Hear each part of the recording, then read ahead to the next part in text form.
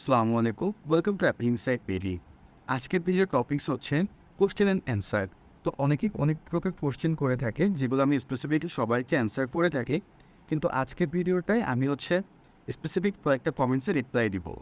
তো যেহেতু iOS 16.4 recently upload হয়েছে, তো এর জন্য আমি এটা নিয়ে অনেক কোশ্চেন আসছে, সেই কোশ্চেনগুলোর অ্যান্সার আমি দেওয়ার চেষ্টা করব।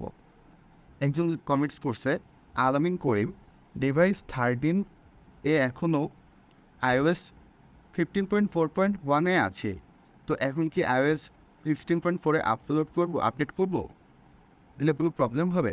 তো তার কোশ্চেনটা এরকম যে তার ডিভাইসটা iOS iPhone 13 এবং সে আছে iOS 15.4.1। তো না ভাই, আপনি শুধু নন প্রো মডেলগুলোতে কোনো সমস্যা নাই, কিন্তু প্রো মডেলগুলো যদি আপনি ইউজ করে থাকেন সেখানে আপনার প্রবলেম হতে পারে। তারপরে একটা ভাই কমেন্টস করছে যে ভাইয়া, আমি এখন iPhone 13 Pro Max-এ আগের আপডেট দেওয়ার পর থেকে সাউন্ডের প্রবলেম হচ্ছে এবং অনেক হিট হচ্ছে, প্লিজ অ্যান্সার।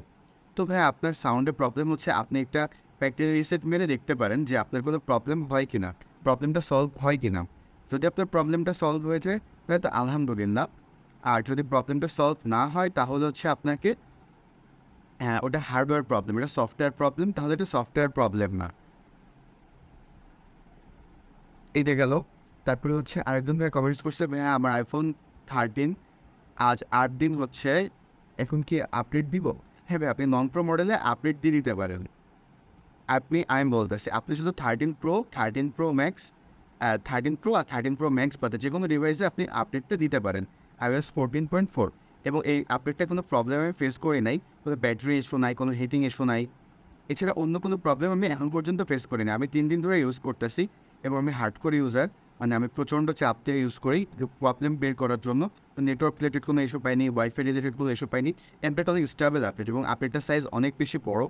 এবং যদি আপনারা জানতে চান যে কীভাবে আপডেটটা দেওয়া হয়েছে, কীভাবে আপডেটটা দিতে হয়, আপডেট দেওয়ার পারফেক্ট ওয়ে, তো সেটা নিয়ে আমার আলাদাভাবে ভিডিও করা আছে। তো সেটা নিয়ে আলাদাভাবে ভিডিও করা আছে, আপনারা সেটা চ্যানেলে দেখতে পারেন। আপডেট করার সময় আপনারা অবশ্যই ওয়াইফাই ইউজ করবেন। এছাড়া আরও অনেকগুলো অ্যালগোরিদম আছে। ওয়াইফাই ইউজ করবেন, চার্জ রাখবেন 70 থেকে 80% ভিতর, এবং সেটা যেন ঠান্ডা অবস্থায় থাকে, এবং আপডেট দেওয়ার টাইমে যেন সেটটা ঠান্ডা এনভায়রনমেন্টে থাকে, এটা আপনারা নোটিস করবেন। আচ্ছা, আরেকটা ভাইয়া 11-এ কি কোনো প্রবলেম হচ্ছে? না ভাইয়া, 11-এ কোনো প্রবলেম হচ্ছে না। ব্রো 13 প্রো ম্যাক্সে আপডেট দিলে কি কোনো প্রবলেম হবে? আমি তো আপডেট দিয়ে ফেলছি। এখন ভাই, দিয়ে যখন আপনি ফেলছেন, এমটি তারেক ভাইয়া কোশ্চেনটা করছেন, ভাই যখন দিয়ে ফেলছেন তখন তো এটা নিয়ে কিছু করার নাই, যেহেতু আপনার আপডেটটা হয়ে গেছে। তবে 13 প্রো ম্যাক্সে আসলে ডিসপ্লে যে ইস্যুটা আমরা দেখতেছি রিসেন্ট লাস্ট 1 বছর ধরে দেখতেছি যে 13 প্রো ম্যাক্স বা 13 সিরিজে এই প্রবলেমটা হচ্ছে। তো এটা আসলে আপডেটের জন্য যে পুরোপুরি দায়ী এরকমটা না, এটা হিটের জন্য হতে পারে, চার্জারের জন্য হতে পারে। আপডেটের পরও কিছুটা হয়, যখন আপডেটটা দেওয়া হয় তখন আপনার OS means operating system. iOS মানে অ্যাপেল আইফোন অপারেটিং সিস্টেম। তো আপডেটটা দেওয়া হয় তখন রিক্যালিব্রেট করে সব কিছু, তখন আপনার প্রবলেমটা দেখা দেয় সাধারণত, ঠিক আছে? তখন রিক্যালিব্রেট যখন করে তখন যে প্রবলেমগুলো থেকে এটা দেখা যায়, যেমন ব্যাটারি হেলথটা পড়ে যায়। এছাড়া 14.4.1-এ আমার যে ডিভাইসে যে ব্যাটারি সাইজ ছিল সেটা কোনো প্রবলেম হয়নি, ব্যাটারি হেলথ যেটা ছিল। তো আমি অনেক তাড়াহুড়া করে ভিডিওটা বানাচ্ছি ইফতারের আগে আগে। ভাই, আমার 14-এ কি আমি আপডেট দিব? জি ভাই, আপনি 14 আপডেট দিতে পারেন। Very helpful, thank for regular update, thank you, really helpful. iPhone 13 USA দেওয়া যাবে? হ্যাঁ ভাই, আপনি iPhone 13 ইউএস ভেরিয়েন্টে আপডেটটা দিতে পারেন, কোনো প্রবলেম নাই। ভাইয়া, কাল রাতে হঠাৎ আমার 13 প্রো ম্যাক্সের ডিসপ্লে হোয়াইট হয়ে গেছে, অথচ আপডেট দিয়েছিলাম 4-5 মাস আগে, তখন তখন কিছু হয় নাই। এখন কি করা যায়? রিফাত হোসেন ভাইয়া এই কোশ্চেনটা করছেন। তো ভাইয়া, কোশ্চেনটা যেহেতু আপনি করছেন, যেহেতু এটা আমি বললাম, একটু আগে বলতেছিলাম যে এটা আপডেটের পরে পুরোপুরি ডিপেন্ডেন্ট না, আপনার এনি কাইন্ড অফ সিচুয়েশন হতে পারে। এবার আপনি চেষ্টা করবেন যে ইয়েটা সেটা হিট যেন জেনারেট না হয়, গেমটা একটু কম খেলবেন, হিট যেন জেনারেট না হয়। এবং চার্জটা দেওয়ার সময় আপনি অবশ্যই খেয়াল রাখবেন সেট যেন হিট না হয়। তো চার্জ দেওয়ার সময় সেটটা প্রচণ্ড পরিমাণে হিট হয়, শুধু আপনার সেট বা আমার সেট না, সবার সেটই হিট হয়, সবগুলো মডেলই হিট হয়।